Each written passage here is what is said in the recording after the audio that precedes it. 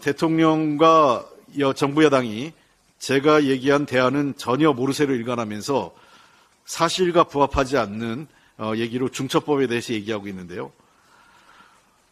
잘 아시는 것처럼 우리나라 기업은 5인 미만, 50인 미만, 100인 미만, 300인 미만으로 구분하고 있습니다. 50인 이상의 사업장에 대해서는 이미 중첩법이 적용되고 있고요. 이번에 적용된 것은 5인 이상, 50인 미만입니다. 그런데 정부의 통계 자료에 따르면 2022년 기준으로 이번에 적용되는 50인 미만 기업 중에 그 소상공인 자영업자 중에서 무려 86%가 5인 미만입니다. 즉 이번 중첩법이 적용되지 않는다는 겁니다. 실제 대상인 것은 50인 미만 중에 14%에 불과한 것입니다. 정당성 없는 거부권 행사는 대한민국을 참사에도 책임지는 사람 없고 사과하는 사람도 없고 진실규명 노력도 없는 나라로 추락시키고 있는 것입니다. 참사 희생자에는 26명의 외국인도 있습니다. 세계가 대한민국의 참사를 어떻게 대하는지 지켜보고 있는 것입니다. 진실과 책임을 회피하지 않는 용기가 필요합니다. 대통령이 해외에 나가서 아무리 우리나라를 홍보한들 이래서야 국격이 올라가겠습니까? 게다가 대통령실과 정부 여당의 태도가 더 한심한 것은 거부권 행사 책임을 모면하기 위해 유가족에 대한 지원 방안을 제시한다고 하는데 이거야말로 유가족과 국민을 모욕하는 것입니다. 일부 보수 유튜버들과 정치평론가들이 자식들의 죽음으로 돈을 벌려고 한다는 패륜적 발언을 반복하고 있습니다. 윤석열 대통령과 여당의 이러한 태도와 자세가 사실상 그 원인에 기인하고 있는 것입니다. 유가족들이 한파에 기류해서 오체투지와 15,900배를 하면서 호소한 것은 오직 진실과 책임자에 대한 처벌입니다. 그런 피 맺힌 호소를 외면하고 돈으로 때우겠다는 천박한 인식은 매우 유감입니다. 더불어민주당이 제출한 법에는 그런 내용이 포함되어 있지 않습니다. 그리고 실제 책임과 진상규명이 되지 않은 상태에서 정부의 어떠한 배상과 보상도 이루어질 수가 없는 것입니다. 선우도 맞지 않고 이성적인 태도도 아닙니다. 국민을 편가르게 하고 희생자와 유가족을 오직 정치적 유불리로만 판단하는 것은 참 비정합니다. 대통령님, 그러지 마십시오. 행안부 지역사랑 상품권 지원 예산의 60%를 상반기에 신속 집행하겠다고 행안부가 발표를 했습니다. 어려움을 겪고 있는 소상공인과 지역경제에 힘이 되기를 바랍니다. 근데 한 가지 분명히 말씀드리고 싶은 것은 지역사랑 상품권 발행 예산은 정부 여당이 전액 삭감하려 했던 것을 민주당이 간신히 막판에 3천억 원을 살려낸 예산입니다. 정부와 여당은 건전재정 주술만 반복하고 상품권 발행 책임은 지자체에 전가하면서 예산을 전액 삭감했었습니다. 그랬던 정부가 민주당이 간신히 살려낸 예산으로 섬신 쓰듯 하면서 생색만 내고 있습니다. 일은 민주당이 하고 생색은 정부 여당이 내는 꼴입니다. 그래도 어떻게 하겠습니까? 잘 쓰였으면 좋겠습니다. 지역사랑 상품권은 지역 소상공인 매출액 증가, 고용 증가 등 지역경제 활성화에 효과가 큰 것으로 나타나고 있습니다.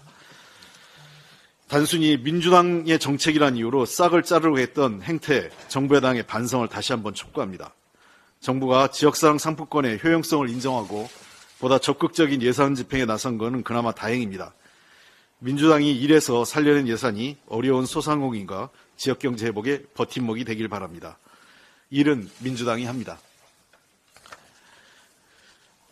정부가 주택법 개정 사항인 분양가 상한제 주택에 대한 실거주 의무 폐지 방침을 일방적으로 지난해 1월에 발표했었습니다. 그 이후 정치 공세만 하고 야당과는 어떠한 협상도 하지 않았습니다.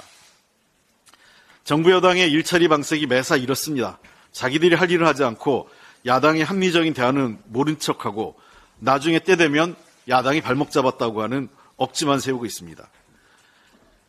여당은 법을 발의한 후 막무가내 우기기로 토론도 협의도 없다는 식의 태도를 보여왔습니다.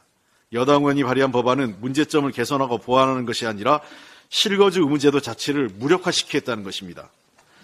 민주당은 투기 수요 차단을 위한 제도 자체를 훼손한 일은 단호히 반대합니다. 실거주 의무 제도는 반드시 유지될 것입니다. 그러나 민주당은 원칙을 유지하면서도 경제 상황 등을 고려해 제도가 현실에서 실용성 있게 적용되도록 합리적 접근을 하겠습니다. 최근에 부동산 대출 담보를 갚지 못해 경매에 넘어간 건수가 9년 만에 10만 건을 넘기는 등 서민들의 어려움이 가중되고 있습니다. 분양가 상한제 주택을 분양받은 실수요자들도 이와 같은 어려움을 겪고 있어 원칙은 훼손하지 않으면서 실수요자들의 어려움을 덜 수 있는 방안 마련이 필요합니다. 민주당은 실거주 의무 무조건 폐지를 주장하는 정부 여당 간 달리 원칙과 현실의 적합성을 모두 고려한 대안을 검토하고 있습니다. 민주당이 실수요자를 보호하지 않고 투기의 문을 열어준다는 비판은 잘못됐습니다. 민주당은 여당과 대통령의 뜻대로 실거주 의무를 폐지하고 무력화하면 투기수요 차단이라는 제도 자체가 훼손되고 분양시장이 왜곡될 가능성이 높다는 것을 잘 인지하고 있습니다. 그래서 실거주 의무 제도는 유지하면서 합리적인 대안을 제시하고자 합니다. 민주당은 앞으로도 서생적 문제의식과 상인적 현실 감각으로 원칙을 견지하면서 현실을 반영한 합리적 제도와 법안을 추구해 나갈 것입니다. 구체적인 사항은 국토위에서 논의해 나갈 것입니다. 한 가지만 더 하겠습니다. 대통령과 정부 여당이 제가 얘기한 대안은 전혀 모르쇠로 일관하면서 사실과 부합하지 않는 얘기로 중첩법에 대해서 얘기하고 있는데요. 잘 아시는 것처럼 우리나라 기업은 5인 미만, 50인 미만, 100인 미만, 300인 미만으로 구분하고 있습니다. 50인 이상의 사업장에 대해서는 이미 중첩법이 적용되고 있고요. 이번에 적용된 것은 5인 이상, 50인 미만입니다. 그런데 정부의 통계 자료에 따르면 2022년 기준으로 이번에 적용되는 50인 미만 기업 중에 그 소상공인 자영업자 중에서 무려 86%가 5인 미만입니다. 즉 이번 중첩법이 적용되지 않는다는 겁니다. 실제 대상인 것은 50인 미만 중에 14%에 불과한 것입니다. 마치 이런 현실 외면한 채 동네 식당, 빵집 다 적용된다는 듯이 말도 안 되는 사실을 무분별하게 발표하고 이를 받아쓰게 하는 일부 언론에 매우 유감스럽습니다. 기억하시는지 모르겠습니다. 한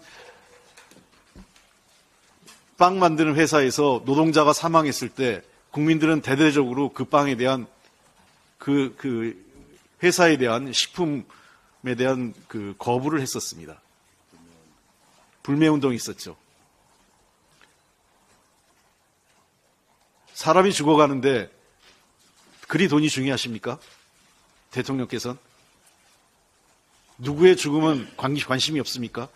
그 비정함이 이태원 특별법에 거부권으로 이어지는 것입니까? 참 나쁜 사람들입니다. 더불어민주당은 누구보다 일하는 근로자들의 생명과 안전을 소중히 생각합니다.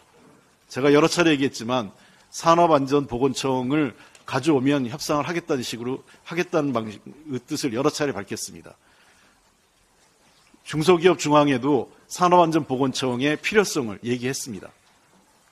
소상공인 자영업자들도 그러한 기관이 필요해서 현장의 안전을 담보해달라는 요청을 여러 차례 했습니다. 대통령과 정부 여당만 모르쇠로 일관합니다. 자신들이 해야 할 일은 하지 않고 그저 유예하고 연기하고 폐지하고 그리고 사람이 죽어나오면 누가 책임질 겁니까?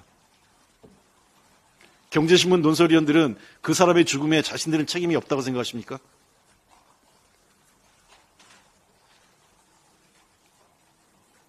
더 이상 산업 현장에서 사람이 죽어가는 일은 막아야 됩니다.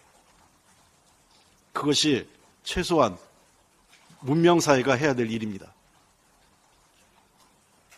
다시 우리 사회가 그저 돈만 버는 야만의 사회로 안 갔으면 좋겠습니다. 최소한 정부가 지난 2년간 유예 기간 동안 일하지 않은 것에 대한 책임도 묻지 않고 보완책도 마련하는 것에 또 하지 않고 그러면서 그저 무조건 유예만 하자. 저는 그렇게 살고 싶지 않고 그런 정치하고 싶지 않습니다.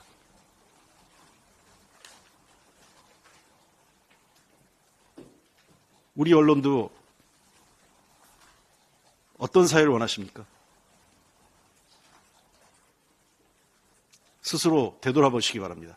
이상입니다.